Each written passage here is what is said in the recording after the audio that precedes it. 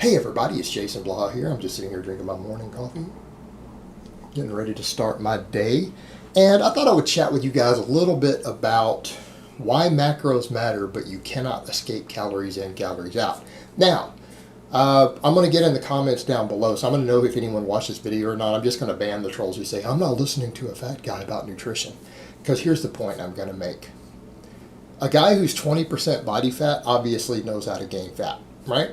They have experience at gaining body fat. Therefore, they might even be considered credible in terms of their real world experience. So the fact that I'm walking around at 21% body fat or so right now is proof that I know how to gain body fat. So why would you deny that? That being said, yeah, I do have a very in-depth understanding of the mechanisms of how fat loss occurs and fat gain occurs in the human body. And I have real world experience in both. And the other thing to point out is that the fact that I am not ripped proves what I'm going to say in this video, right? It's absolute proof. Because you guys know from chatting with me, I eat pretty clean. I don't actually eat junk food. Very, very rarely. I haven't had a cheat meal in 2 months.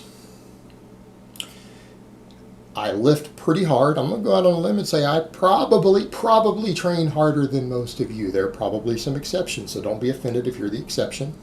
You know, you might squat twice a day instead of my once. You might deadlift twice every day instead of deadlifting once a day. So you might outtrain me, and I do cardio, right? Yet I'm not ripped. So it's pretty obvious lifting, cardio, and clean eating don't make you automatically ripped, do they? Why? Because calories actually matter. See, I eat a lot of food. See how simple of an explanation that is when you look at the science? I eat a lot of food, guys. I'm not losing weight very quick, in spite of all those things. My weight loss has been, like half a pound a week on average? Pretty slow, because I eat a lot. So let's go to the point that people understand why this matters.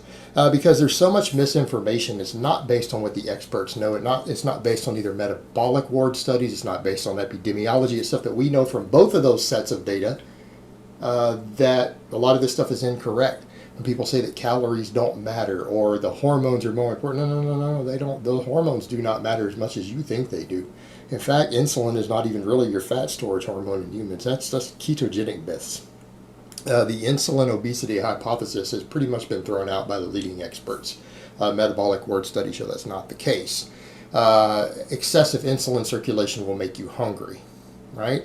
Excessive insulin circulation will make you hungry because it will lower your blood sugar, make you feel hypoglycemic, and you eat more. So it just makes you eat more calories. It doesn't bypass calories in, calories out. So really your mechanisms are appetite control. So let's look at how macros affect fat gain. This is why calories are not equal, but it's more of on the calories in and outside that it has to do with it. So if we take someone, and we know this from various data, if we take a group of people who are all on a balanced diet, you can define that however you want. Let's assume a reasonably low fat, moderate carb, moderate protein diet, right? A balanced diet. Whole food diet, and they're at maintenance. Took 3 groups of people, and they're all doing that, and they're not gaining weight or losing weight. They're at their maintenance calories, and we track it and find out exactly where each of them are. And we were to take each of those groups, and we were to add 500 calories to their existing diet, 500 calories of protein for one, 500 calories of carbs for the next, and 500 calories of fat for the next, and we do that for the next 6 months. They would all gain a different amount of body fat.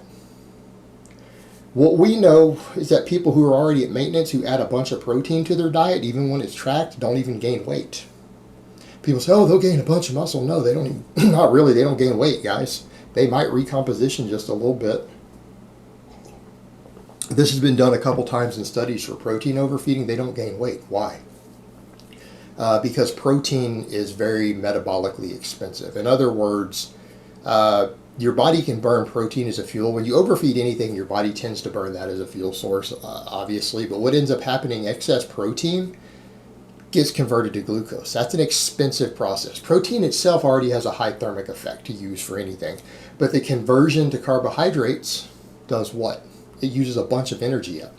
You're going to use a couple hundred calories of that 500 just breaking the extra protein down, including the other protein you're already eating, is going to start to become a fuel source.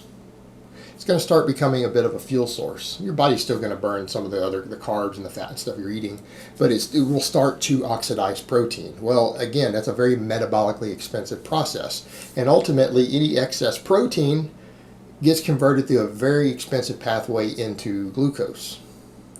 Glucose doesn't get stored as body fat. When you eat excess glucose, once your glycogen stores are full, for the most part, unless you're eating very excessive amounts of it chronically, it doesn't get stored as body fat either. It gets burned off as body heat. So ultimately, because it's a very inefficient feeding that you're doing with a very high protein diet, these people tend to, if they only do a 500 calorie surplus, they don't gain weight. And it's been done in a couple studies now to test this, and it's been seen. Right? They don't gain weight. They're still going to probably be close to maintenance. If they gain weight, it's going to be very slowly. We're talking about ounces, not pounds. So over that 6 months, these people might end up gaining a pound or two. And it probably won't even be body fat. It'll probably be muscle, if anything. The carb group will gain a little bit of body fat. They'll gain a little bit of body fat. Because here's the other thing. You don't store carbs as fat in humans. And what ends up happening in these groups with the overfeeding, they'll gain some weight because they're going to burn carbohydrates preferentially. Because they're now eating a surplus by adding extra carbs to their diet, their body burns less fat. They burn less fat because they're just going to burn glucose for everything, because that's what's available. Your body uses what you feed it. It uses what you feed it. They'll gain a little bit of weight, but it won't be, again, people are thinking, oh, 500 extra calories a day. Well, unless they're eating 500 calories worth of fat every day, they won't actually make the difference up. They're only going to gain fat based upon how much fat they're eating while they're burning the carbs for fuel. So in other words, if they're only eating about 300 calories from fat, they're not going to store 500 calories of fat in their body, because you don't convert carbs to fat. They're going to store, it's going to be based upon how much fat they're already eating in that original maintenance calories before you added the carbs.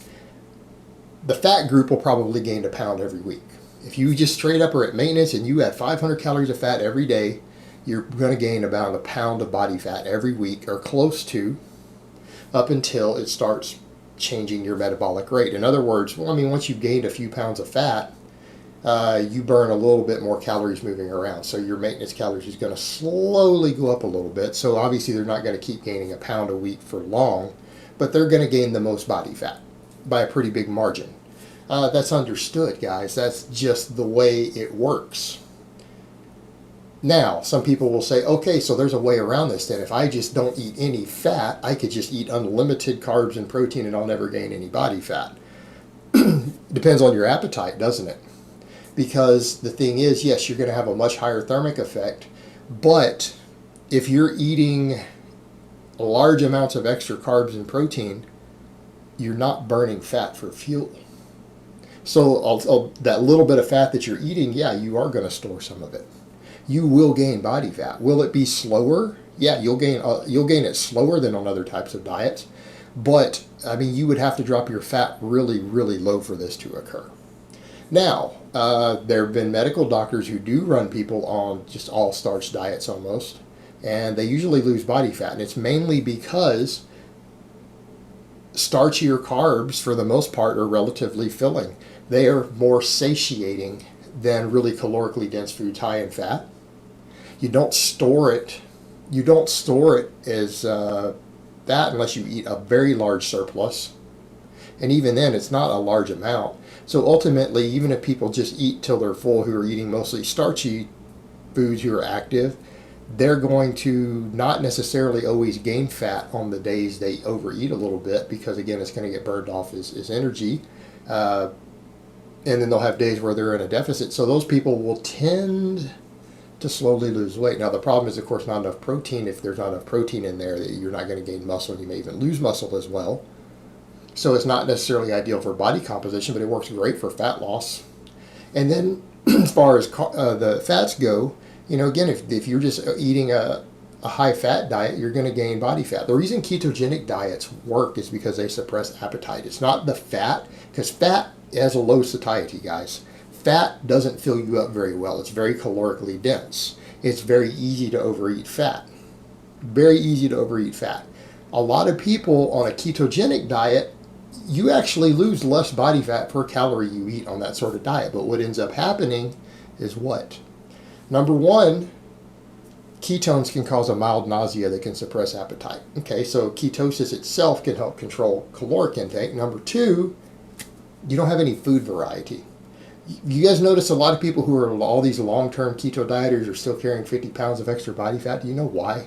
Because they get bored with the diet and they start trying to find other ways to work in keto treats. Oh, I can make keto-friendly muffins, right? Because they're bored with the diet. People who successfully lose weight on that sort of diet long-term, it's because they're only eating like 5 foods. In other words, if you're drinking nothing but water, you're eating green vegetables and eating tons of meat, you're going to get bored. Yeah, you might eat a lot at first. You might go, oh, man, I can eat 3 pounds of steak every day. Eventually, if you're eating nothing but steak, eggs, and water, and some spinach leaves, you get bored of your food. It starts to become less and less appetizing. I don't care how much you love steak. It will become less appetizing over time. And eventually, they just start eating less because there's no variety in their diet. They get bored with their food.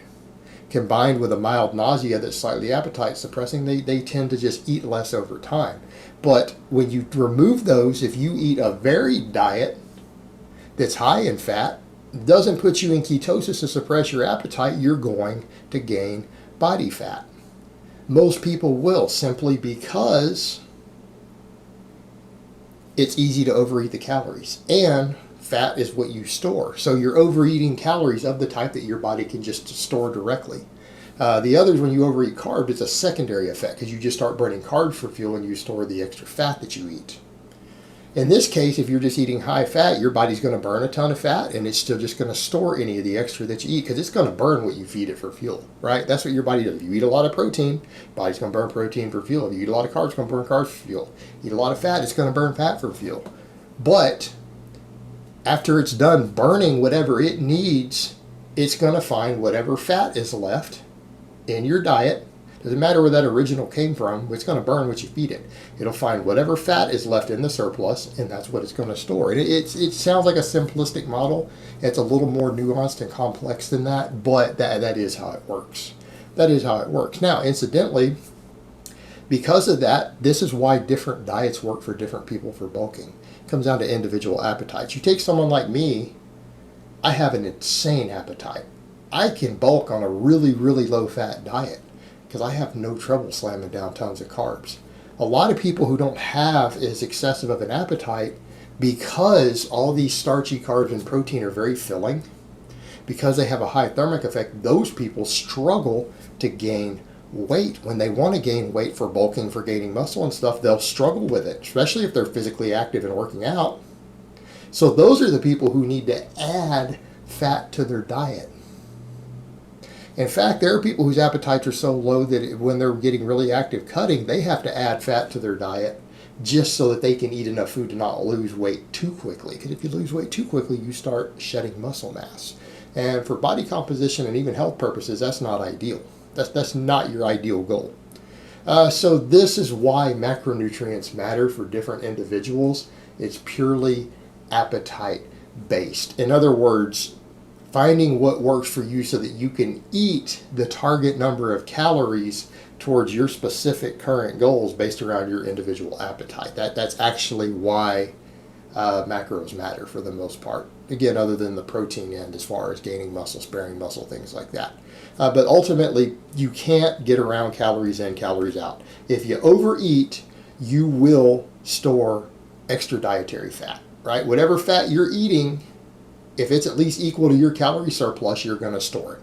If it's less than your calorie surplus, you're still going to store it. You're just going to store less of it compared to how much you're overeating. But you're still going to gain fat. And if you eat in a calorie deficit, you will lose fat and you will lose body weight, irrespective of the composition. But if the composition of that sucks from a macro ratio, it's going to depend. It's going to affect how much muscle you lose. It could affect your energy and ability to train, which again will affect your calories out. and will affect, are you stimulating enough muscle growth to hold on to the muscle you're losing. So the macros still matter there, but you will always lose weight and lose fat in a calorie deficit, irrespective of your carbs, fat, and protein intake. What they will affect is your energy, your ability to train, and your muscle preservation. And they do matter for that. They don't matter that meaningfully as far as the actual amount of ounces or pounds or grams of tissue loss that you are losing a week, though. The calorie deficit itself will determine that. And again, whether it's pulling it from your muscles or whether it's pulling it from your body fat might depend on the ratios, but you're still going to lose body fat. So in other words, if you're in a calorie deficit on an all table sugar diet, you're going to lose weight. You're just going to lose a hell of a lot of muscle along with the fat that you're losing, right? And you're going to feel like garbage. All right, guys, but that's really all I have to say on that today. I hope it's been informative, and I will talk to you guys next time.